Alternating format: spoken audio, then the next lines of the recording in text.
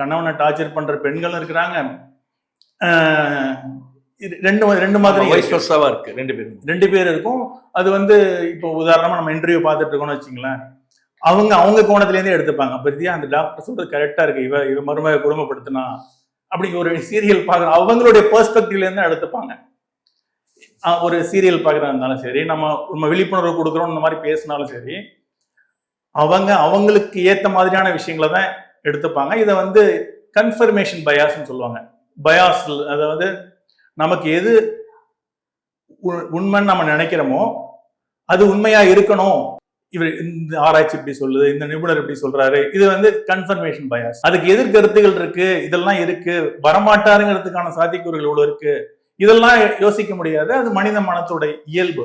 கொஞ்சம் பிரில்லியன்ஸ் அதிகமா இருக்குது, கல்வி அப்படி கத்துக் கொடுக்குது. பக்கத்துல கேரளால சில இடங்கள்ல எல்லாம் பையன்தான் போய் பொண்ணு வீட்டுல இருக்கணும்னு கல்ச்சர் இருக்கு. ஒரு முஸ்லீம் வந்தாங்க கோயம்புத்தூர்ல இருந்து, எங்க ஃபேமிலியில வந்து பையன் தான் சார் போய் பொண்ணு வீட்டுல இருக்கணும், கல்யாணம் பண்ணல இங்கேயே வந்து இருக்கான் சார் அப்படி சொல்லி கவுன்சிலிங் கூட்டு வராங்க. இது வந்து சீரியஸாக சொல்றாங்க, கூட்டு வராங்க. Common sense is not common சொல்லுவாங்க. காமன் சென்ஸ் வந்து அவ்வளோ, அதனாலதான் வந்து 8ஆம் கிளாஸ் படிச்சவன் 8 கல்லூரிக்கு ஓனரா இருக்காங்க, 10 PhD படிச்சுட்டு வீட்டை குடும்பத்தை ஓட்டுறதுக்கே கஷ்டப்பட்டு இருக்காங்கன்னா அவங்களுக்கு காமன் சென்ஸ் அதிகம். ஆனா இவங்க நொந்துக்குவாங்க, அவன் ஒன்றும் இல்லாதவங்களாம் பெரிய ஆளா இருக்கான்னா அவன் வந்து மோசமானவன். டாக்டர்ஸ் மெசஞ்சர் நேயர்களுக்கு வணக்கம். மனநல மருத்துவரான திரு டாக்டர் ஆனந்த் சார் அவர்களை தான் சந்திக்கிறோம். சார் வணக்கம். சார், அடுத்தபடியாக பார்த்தோம்னா குடும்பத்துக்குள்ள சச்சரவுகள் வருகிறது. அதாவது பார்த்தீங்கன்னா ஒரு ஹஸ்பண்ட் ஒய்ஃப்குள்ள ஒரு மிஸ் அண்டர்ஸ்டாண்டிங் வந்துடுது. அந்த காலத்துலலாம் பார்த்தீங்கன்னா வந்து ஒரு குடும்பம் அப்படின்னா வந்து மாமனார் மாமியார் அப்புறமா அவங்க பசங்கள்லாம் இருப்பாங்க, எல்லாம் இருந்து ஒரு கூட்டு குடும்பமாட்டம் இருந்த போது பார்த்தீங்கன்னா வந்து அப்போ இந்த டிவோர்ஸ் கேசஸ்ன்றது ரொம்ப கம்மியாயிடுச்சு. இப்போ இருக்க சூழ்நிலையில் பார்த்தீங்கன்னா அப்பா அம்மா ஊரில் இருப்பாங்க, இங்கே ஒன்று அரேஞ்ச் மேரேஜ் இருக்கும், இல்லை லவ் மேரேஜ் இருக்கும், இருப்பாங்க. ரொம்ப நல்ல கார்டியல் ரிலேஷன்ஷிப் இருக்கும், எல்லாமே இருக்கும். ஒரு கட்டத்தில் திடீர்னு அவங்களுக்குள்ள ஒரு பிரிவினை ஏற்படுது. கேட்டால் அதுக்கான ரீசன், அவங்க சொல்லக்கூடிய ரீசன், ஒரு சைக்காட்ரிஸ்ட் கிட்டே போய் அவங்க வந்து கூட்டு போனாங்கன்னா கூட அவங்க சொல்லுவாங்க, இல்லை கோர்ட்டில் போய் கவுன்சிலிங்கில் பண்ணும்போது கூட பார்த்தீங்கன்னா அவங்க சொல்கிற ரீசன் வந்து ஒரு சின்ன ரீசனாக தான் இருக்கும். ஆனால் அந்த ஒரு சின்ன ரீசன் வந்து அந்த அவங்க 2 பேருக்குள்ள இருக்கிற ஒரு ரிலேஷன்ஷிப்பையும் வந்து ஸ்பிளிட் பண்றதுக்கு ஏற்பாடு. அதை பத்தி நீங்க என்ன சார் சொல்றீங்க? இதுக்கு இதோட பார்வையே கொஞ்சம் வேற மாதிரி இருக்கணும் சார். இப்போ படிச்ச பசங்க, என் குடும்பம் உன் குடும்பம், கட்டி கொடுக்கறது, வரதட்சணை வாங்குறது, புகுந்த வீடு, பிறந்த வீடு, இந்த மாதிரி டெர்மினாலஜிஸ்லாம் 21ஆம் நூற்றாண்டுல ஒரு படிச்ச இளைஞன் யூஸ் பண்றான்னாலே அவன் வந்து படிக்கல, சம்பாதிக்கிறதுக்கான ஏதோ டிகிரி வச்சிருக்கான், அவ்வளவுதான். அவன் வந்து வாழ்க்கை கேள்வியை படிக்கல. நம்மளுடைய எஜுகேஷனல் சிஸ்டம் அப்படிதான் இருக்கு. நீங்க கேட்ட கேள்விக்கான எல்லா இதுலயுமே வந்து இதுதான் அடிப்படையா வந்து நம்ம படிக்கிறதுங்கிறது வந்து சம்பாதிக்கிறத தாண்டி உலகத்தை விசாலமா பார்க்கணும். இந்த பிரபஞ்சம் இருக்கு, பூமி இருக்கு, இத்தனையோ கோள்கள் இருக்கு. அந்த மாதிரி விசாலமா பார்க்கும்போது இந்த பூமியே டைனியா தெரியும். அப்ப நமக்கு இருக்கிற பிரச்சனைகள்லாம் இன்னும் டைனியா தெரியும். அப்படி இருக்கும்போது இவன் படிச்சுட்டான் அப்படிங்கிறதுனால இந்த வரதட்சணை விஷயங்கள் இதெல்லாம் நிறைய இருக்கு இல்லையா? அதை தாண்டி டே டு டே லைஃப்ல இப்போ கூட்டு குடும்பமா இருக்கும்போது அவங்க சொல்லி கொடுத்து அவங்கள கைட் பண்றதுக்கு பெற்றோர்கள் இருந்தாங்க, தாத்தா பாட்டி இருந்தாங்க. இல்லை கூட்டு குடும்பமா வாழ்றது வந்து இன்னைக்கும் வந்து அதுல பெருமையா, உண்மையிலேயே நல்லது நடந்துச்சா அப்படிலாம் நம்ம யோசிச்சு பார்த்தோம்னா, எனக்கு தெரிஞ்சே என்னோட மாமிமார்கள் நிறைய பேர் வந்து அவங்களுடைய கசைக்கு புழிஞ்சு ஒரு குடும்பத்துக்குள்ள ஒரு உட்காந்து ரிலாக்ஸா உட்காந்து ஒரு டிவி பார்க்க முடியாது. அவங்களுடைய எந்த விதமான அவங்கள அறிவும் திறமையும் நிறைய இருந்தும் கூட அவங்க அவங்களோட டிகிரி படிச்சிருப்பாங்க, பயங்கர திறமைகள் இருக்கும்.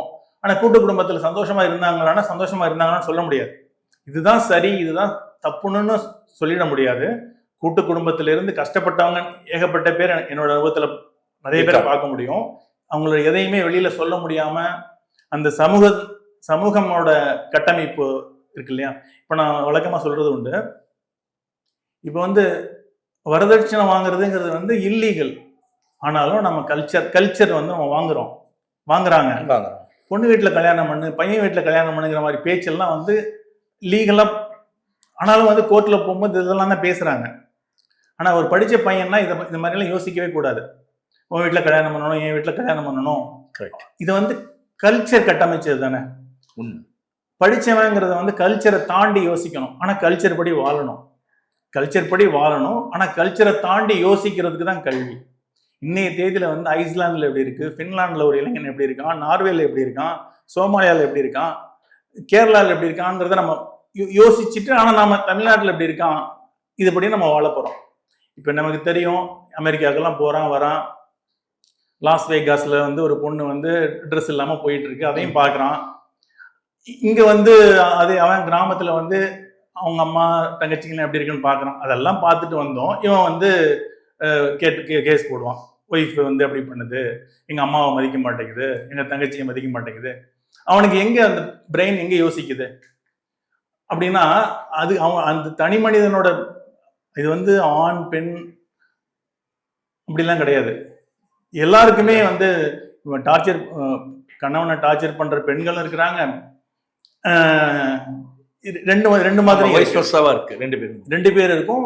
அது வந்து இப்போ உதாரணமா நம்ம இன்டர்வியூ பார்த்துட்டு இருக்கோம்னு வச்சுங்களேன், அவங்க கோணத்திலேருந்தே எடுத்துப்பாங்க. அப்ப அந்த டாக்டர் சொல்றது கரெக்டா இருக்கு, இவ மருமக குடும்பப்படுத்தினா அப்படி ஒரு சீரியல் பாக்குற அவங்களுடைய பெர்ஸ்பெக்டிவ்ல இருந்து எடுத்துப்பாங்க.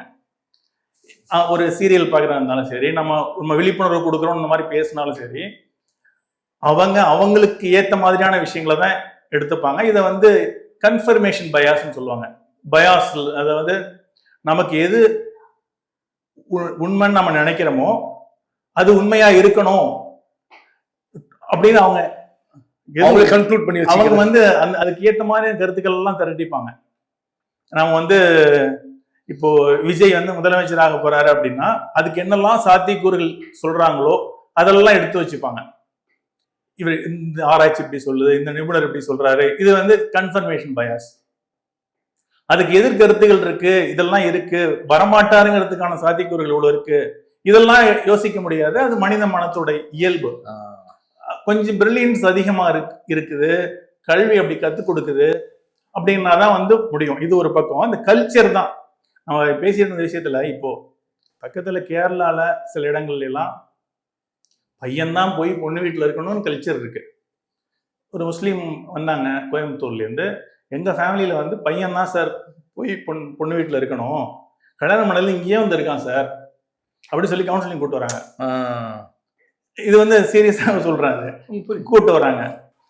இப்ப நம்ம பக்கத்து வீட்டுல முஸ்லீம் வீட்டுல சித்தப்பாவை கல்யாணம் பண்ணிக்கிறது பொண்ணு, பக்கத்து வீட்டுல நம்மளால இமேஜின் பண்ண முடியாது.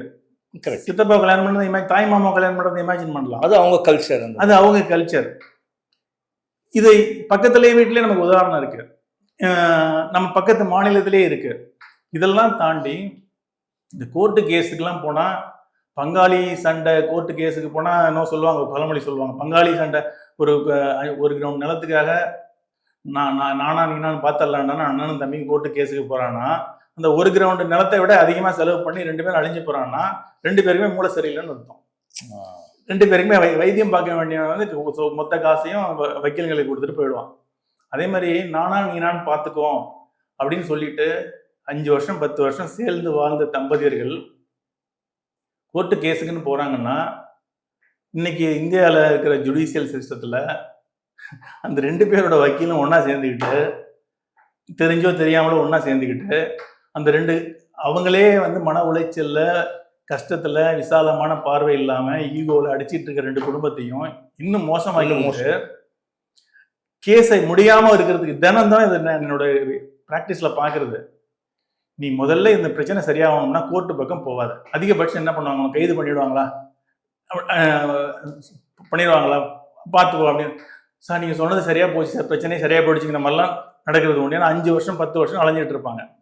வக்கீலுங்க வந்து அதை நஷ்ட ஈடு கேடு, அதை போடு, வாய்தா கொடுத்த இப்படி எழுதி கொடு, அப்படி எழுதி கொடு, வரதட்சணை கொடுமைன்னு எழுதி கொடு, ஒண்ணுமே பண்ணிருக்க மாட்டான். ஆனா உண்மையிலேயே மனசார அந்த பொண்ணு வந்து அந்த பையனை அவ்வளோ லவ் பண்ணும், அவன் கஷ்டப்படக்கூடாதுன்னு நினைக்கும். ஆனா அவங்க சொல்றதை வச்சு இப்படிலாம் எழுதி கொடுக்கும். இப்படி இவ்வளோ சார் இப்படி எழுதி கொடுத்து எழுதியிருக்கேன் பத்தி நான் இப்படியெல்லாம் பார்த்துக்கிட்டேன் தெரியுமா அப்படின்னா அவன் எழுதல சார், அவன் எழுதுனது வேற, தூண்டப்பட்டான், இது ஏதோ சைன் பண்ணியிருக்கேன் அவ்வளவுதான் அப்படிங்கிற மாதிரி. இந்த இந்த ஜுடிஷியல் சிஸ்டத்துல வந்து கோர்ட்டு கேஸ்ன்னு அலைஞ்சி குழந்தைங்களும் பாதிக்கப்பட்டு, நீங்க வந்து கோர்ட்டு கேஸுக்கு போகாதீங்க, முதல்ல அதுல இருந்து வெளில வந்தீங்கன்னா மட்டும்தான் உங்களுக்கு நல்லது நடக்கும் அப்படிங்கிற மாதிரி சொல்றது உண்டு. அந்த சார், அது கூட்டு குடும்பங்கள்ல நல்லதும் இருக்கு, கெடுதலும் இருக்கு. அந்த தனி மனிதர்களுடைய பெர்ஸ்பெக்டிவ், தனி மனிதனுடைய பார்வை, அவங்களுடைய சிந்தனை திறன், அதெல்லாம் தான் வந்து நிறைய விஷயங்களை நிர்ணயிக்குது. இப்போ நம்ம கிரேக்கத்திலேருந்து பார்த்துருப்போம், ஒரு ஒரு ஆளும் அரசனோட மூளை எப்படி சிந்திக்குதோ அதை வச்சுதான் அந்த நாடே எப்படி இருக்குங்கிறது ஆகிடுது. ஒரு ஆட்சியாளரோட மூளையை வச்சுதான் அந்த நாட்டு மக்களோட இது நிர்ணயிக்கப்படுது. அது மாதிரி ஒரு குடும்பத்துல வந்து முக்கியமான ஒரு சில நீதிபதிகளோட மூளைனால எவ்வளவு பெரிய நல்லவங்களும் பாதிக்கப்படுறவங்களும் இருக்கிறாங்க. நீதிபதிகளோட தீர்ப்புனால எவ்வளவு பேர் பாதிக்கப்படுறவங்களும் இருக்காங்க. அந்த மாதிரி விஷயம் அப்படியெல்லாம் இருக்கும்போது அந்த குடும்பத்துல வந்து பெரியவங்க சொன்னாங்க, 40 வயசுல வந்து 50 வயசுல வந்து சொல்லுவார், வீட்டுல ஒரே பிரச்சனை சார், சொல்லி புரிய வைக்கிறதுக்கு பெரியவங்க இல்லை சார். 45 வயசுல ஒபாமா வந்து பிரசிடென்ட் ஆனாரு, உனக்கு 50 வயசாச்சு, என்ன பெரியவங்க? ஒபாமாவுக்கு வந்து அரசியல்ல வந்து டவுட் வந்துச்சுன்னா கருணாநிதியை ஃபோன் பண்ணி கேட்பாரு, அது என்ன பெரியவங்க? நீ தானே யோசிக்கணும். 18 வயசு ஆச்சுன்னா அமெரிக்காலயோ லண்டன்லயோ வீட்டை விட்டு போயிட்டு அவன் வாழ்க்கை அவன் பாத்துக்கிறான்ல. கரெக்ட். இன்னும் பெரியவங்க இல்லைன்னு எப்படி பேசிட்டு இருந்தா எப்படி? அப்படிங்கிறதுக்கு வந்து நாம மக்கள் தொகை, நாடு, இதெல்லாம் வச்சு பார்க்கும்போது இதெல்லாம் மாறுறதுக்கு ரொம்ப நல்லா இருக்கும். இப்ப இந்த கணவன் மனைவிக்குள்ள உறவை வந்து எப்படி வந்து ஸ்ட்ரெங்தன் பண்ணிக்கலாம் சார்? அந்த பிளவு வராமல் ஸ்ட்ரெங்தன் பண்ணிக்கிறதுக்கு ஒரு கணவன் மனைவி இல்லை பிரதர்ஸ் சிஸ்டர்ஸ், பிரதர்ஸ்குள்ள இருக்கும் ஒரு ஃபேமிலி டிஸ்பியூட், ப்ராப்பர்ட்டி டிஸ்பியூட், அந்த மாதிரி ஏற்படாமல் அவங்களுக்குள்ள ஒரு நல்ல ஒரு பாண்டிங் ஏற்படுத்திக்கணும், இந்த பிளவே ஏற்படாமல் இருக்கணும்னா என்ன பண்ணலாம் சார்? இதுக்கு காதலுக்கு மரியாதை படத்தோட கிளைமேக்ஸ் தான் சார் இதுக்கு பதில். நீங்க பார்த்துருப்பீங்க. அந்த 2 பேரும் சேரக்கூடாதுங்கிறதுக்காக அவ்வளோ சண்டை போட்டுருப்பாங்க. கடைசியாக அந்த செயினை கொடுக்கறேன்னு போறேன்னு சொல்லிட்டு அவங்க போவாங்க, 2 பேரும் சேர்ந்துருவாங்க. ஆமா, அந்த ஈகோ போயிடும், அப்படியே கண் கலங்கி 2 பேரும் சேர்ந்துருவாங்க. அதுக்கு முன்னாடி வரைக்கும் அந்த அவங்களோட அந்த நாயகியோட பிரதர்ஸ்லாம் இவன் அடிக்கிறது அது இதுன்னு கலோபரமா ஆகிட்டு இருக்கும். ஆமா, அந்த ஈகோங்கிறது வந்து சாதாரண விஷயம் இல்லை, சொல்றது ஈஸி. இப்போ நான்லாம் வந்து என் குடும்பத்தில் உள்ளவங்கள்ட்டையோ எங்கள் அப்பா அம்மாட்டையோ தம்பிக்கிட்டையோ நான் பேசுகிற அளவுக்கு என்னால் நடந்துக்க முடியுமான்னா சாத்தியம் கிடையாது. ஒரு லெவல் வரைக்கும் தான் என்னாலையும் முடியும். கரெக்ட். ஒரு இடத்துல பாப்பண்டா அப்படிங்கிற மாதிரி தான் என்னோட சொல்லும். அந்த மனசு வந்து ஒரு லெவலுக்கு மேலே மெச்சூரிட்டி, அதுதான் ஞானம்னு சொல்கிறாங்க இல்லையா? தீதும் நன்றும் பிறர் தரவாரா, என்னோட நன்மைக்கும் கெடுதலுக்கும் யாரும் காரணம் இல்லை, நான் தான் காரணம். கரெக்ட். எல்லாரும் நல்லவங்க தான் அப்படின்னு சொல்ற எல்லா மதங்களும் மார்க்கங்களும் சொல்ற மாதிரி அன்பு தான் எல்லாம் அப்படின்னு சொல்ற மாதிரி மேடையில் வந்து பேசுகிறோம், உரிமை பெற்றுத்தரோம், அவங்களுக்கு அதை பெற்றுத்தரோன்ட்டு. ஆனால் கூட பிறந்த தம்பி கூட வந்து நீ எதிரியா பார்த்தீங்கன்னா நீ என்ன அங்கே போய் என்னத்தை பேசுறதுக்கு இருக்கு அப்படின்னு கொஞ்சம் பேசிக்காக யோசிக்க, இந்த காமன் சென்ஸ்ன்னு சொல்லுவாங்க. ஆமாம், அந்த காமன் சென்ஸ், லாஜிக்கல் திங்கிங் இல்லாட்டினா எவ்வளவுதான் அறிவு, திறமை, பட்டங்கள், பதவிகள் இருந்தாலும் ஒரு சராசரி மனுஷனா அவனால் வாழ முடியாது. அந்த common sense is not common சொல்லுவாங்க. காமன் சென்ஸ் வந்து அவ்வளோ, அதனால தான் வந்து 8ஆம் கிளாஸ் படித்தவன் 8 கல்லூரிக்கு ஓனராக இருக்காங்க, 10 PhD படிச்சுட்டு வீட்டை குடும்பத்தை ஓட்டுறதுக்கே கஷ்டப்பட்டுட்டு இருக்காங்கன்னா அவங்களுக்கு காமன் சென்ஸ் அதிகம். ஆனால் இவங்க நொந்துக்குவாங்க, அவன் ஒன்றும் இல்லாதவங்களாம் பெரிய ஆளாக இருக்கான்னா அவன் வந்து மோசமானவன், குறுக்கு வழியில் போயிட்டான்னு சொல்ல முடியாது. அப்படிலாம் சொல்ல முடியாது. சென்ஸை யூஸ் பண்ணிட்டான், அவன் சென்ஸை யூஸ் பண்ணுறான், அவன் வேற மாதிரி பிரெயின் யூஸ் பண்ணுது. உனக்கு வாய்ப்பு கிடைச்சி அவனோட மோசமான திருடனா கூட மாழ்வனி உன்னால முடிஞ்சதுன்னா அது நேர்மையா இயலாமையா அப்படிங்கிறத யோசிக்கணும். நேர்மையா இருக்கிறதுங்கிறது சுயத்தம்பட்டம் பண்ணிக்க முடியாது, உன்னால முடியாது. நீ லஞ்சம் வாங்கினா குற்ற உணர்ச்சி வரும் உனக்கு. கரெக்ட். லஞ்சம் வாங்கினா நீ தூங்க மாட்ட, அதை வந்து நீ நேர்மை நினைச்சிக்காத. ஆனா உன்னோட செயல்கள்னால, காமன் சென்ஸோட யோசிக்கும், உன்னோட செயல்கள்னால சக மனிதன் பாதிக்கப்படுறான், சமூகம் பாதிக்கப்படுது அப்படின்னா வந்து பண்ணக்கூடாது அப்படிங்கிற ஒரு உலகத்தோட நியதிப்படி நம்ம வாழ்ந்துக்க வேண்டியது, வாழணும் அப்படிங்கிற மாதிரி நீ அண்ணன் தம்பிங்களோ கணவன் மனைவியோ இந்த மாதிரி சண்டை சச்சரவுன்னு இல்லாமல் இருக்கிறதுக்கு வந்து அவங்க ஒரு ப்ராட் மைண்டடாக யோசிக்கணும். கரெக்ட். உலகத்தை வந்து விரிஞ்சு பார்க்கணும். நம்ம எதிரியா பார்க்கறதுக்கு எவ்வளோ பேர் இருக்கான். முதல் எதிரி நம்ம ஏரியா கவுன்சிலர்கிட்ட போய் நீ சண்டை போடு. உண்மையிலேயே உனக்கு வந்து அறிவு இருக்கு, திறமை இருக்கு, அரசீற்றம் இருக்கு அப்படின்னா முதல்ல நம்ம போய் சண்டை போட வேண்டியது நம்ம ஏரியா கவுன்சிலர். அது வந்து கிராமத்துல இருந்தாலும் சரி, வார்டு கவுன்சிலர்கிட்ட போ. அதை விட்டுட்டு வந்து ரோட்ல டிராஃபிக் போலீஸ்கிட்ட போய் சண்டை போடுறது, அவன் பாவம் அந்த டிராஃபிக் இன்ஸ்பெக்டராகவே இருக்கட்டுமே. கரெக்ட். கஸ்டமர் சர்வீஸ்ன்னு சொல்லிட்டு பந்தா போயிட்டு கஸ்டமர் சர்வீஸ்ன்னு முழங்குறது, பக்கத்து வீட்டுக்காரன்ட்டு சோத்துக்கு சண்டை போட்டுக்கிறது, மரம் ஏறு வந்துச்சுட்டேன்ட்டு, இந்த ரோடு இப்படி இருக்கு, நமக்கு நீ தரமான கல்வி கிடைக்கல, படிப்பு கிடைக்கலன்னு சொல்லிட்டு உண்மையிலேயே தான் முதல் ஆளு நீ கவுன்சிலர்கிட்ட போ, அதுக்கப்புறம் எம்எல்ஏட்ட போ, எம்பிகிட்ட போ, மேலே போ. நீ முதல்ல வந்து இந்த நான் பேசுறேன்னா என்னாலையும் முடியாது. இந்த கவுன்சிலர்கிட்ட போனா என்ன ஆகும், அவன் ஆளை வச்சு ஹாஸ்பிட்டல் அடிப்பான். அது வந்து பெரிய லெவல்ல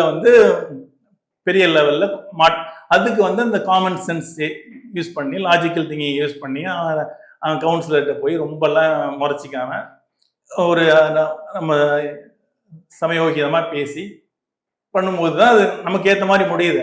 அதை பெரிய லெவலில் மாற்றணும்னா அதுக்கு ஏற்ற மாதிரி நம்மளுடைய தலைமை பண்பு, ஆளுமை திறன், அதெல்லாம் நமக்கு இருக்கணும். சார், ஒரு ப்ராப்பர் பேரண்டிங், ஒரு ப்ராப்பர் டீச்சர் ஒரு ஸ்டூடெண்ட்டுக்குன்னா எந்த மாதிரி இருக்கணும் சார்? திரும்ப பேரண்டிங்கிறது வந்து முன்னாடி பேரண்டிங்க்கு வந்து டெக்ஸ்ட் புக்ஸ்லாம் ஒன்றும் கிடையாது சார். இப்படிதான் இருக்கணும் அப்படிங்கிறதுலாம் நம்ம இவ்வளோ நேரம் பேசிட்டு இருந்த மாதிரி தான். கல்ச்சர் ஒன்று, கல்ச்சருக்கு ஏற்ற மாதிரி தான். இப்போ வந்து அமெரிக்காவில், நியூயார்க்கில் இருக்கிற பேரண்டிங் சிஸ்டம் வந்து அந்த அமெரிக்காவிலே ஒரு கிராமத்துக்கு பொருந்தாது, அமெரிக்காவில் இருக்கிற ஒரு கிராமத்துக்கே பொருந்தாது. அதே மாதிரி வந்து இந்தியாவிலையுமே வந்து இங்கே இருக்கிறது இன்னொரு இடத்துக்கு பொருந்தாது. உங்களுக்கே தெரியும், இப்போது ஒரு சினிமா துறையிலையோ ஒரு பெரிய பிஸ்னஸ் துறையிலையோ இருக்கிற வீட்டில் ஒரு குழந்தை வந்து நைட்டு பப்புக்கு போயிட்டு தண்ணி அடிச்சுட்டு வந்தால் அதை வந்து அவங்க பெருசாக எடுத்துக்க மாட்டாங்க. நாளைக்கு காலையில் வேலைக்கு போயிட்டு சின்சியராக வேலையை பண்ண அப்படின்னு சொல்கிறாங்கன்னு வச்சுங்களேன். அது வந்து நம்ம மிடில் கிளாஸ் ஃபேமிலியில் நம்மளை மாதிரி இருக்கிறவங்களுக்கு என்னடா பொறுப்பற்ற பேரண்டாக இருக்காங்களே அப்படின்னு தான் நமக்கு தோணும். ஆனால் நாம பண்ணுற பேரண்டிங் வந்து மோசமாக கூட இருக்கலாம். அவங்க பண்ணுறது வந்து நல்லா கூட நார்மலாக கூட இருக்கிறதுக்கு வாய்ப்பு இருக்குது. அது அந்த பையனுக்கோ பொண்ணுக்கோ அது ஒரு சாதாரண விஷயம். அது வந்து ஒரு சாதாரண விஷயம். அது எந்த தப்பும் பண்ணியிருக்காது. சும்மா பண்ணிட்டு வருது, மறுநாள் தன்னோட வேலைகளை பார்க்குது. நாம வந்து ரொம்ப ஸ்ட்ரிக்டாக வளர்க்குறோம், ரொம்ப சின்சியராக இருக்குது. நேரத்துக்கு எழுந்திரி, நேரத்துக்கு படி. ஒரு வழக்கமாக நான் சொல்கிறது தான், ஒரு 13-14 வயசுக்கு அப்புறம்லாம் படின்னு சொல்லி படித்த எந்த குழந்தையுமே பார்க்க முடியாது.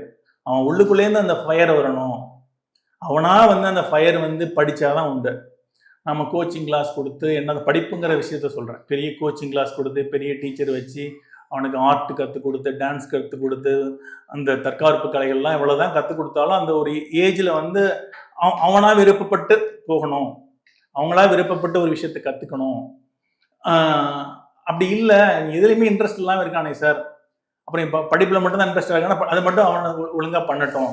எதுலையுமே இன்ட்ரெஸ்ட் இல்லாமல் இருக்காங்கன்னா அதுக்கு ஏற்ற மாதிரி ப்ரொஃபஷனல் ஹெல்ப் எடுங்க அப்படிங்கிற மாதிரி சொல்கிறது. மாணவர்கள் பார்த்தீங்கன்னா வந்து வீட்டில் இருக்கிறத விட கல்வி நிலையத்தில் தான் இருக்காங்க. ஏன்னா மாணவர்கள் பார்த்தீங்கன்னா ஒரு ஸ்கூல் போகிற ஒரு பையனை பார்த்தீங்கன்னா வந்து ஒரு 6 மணி நேரம் 7 மணி நேரம் அங்கே தான் ஸ்கூலில் இருப்பான்.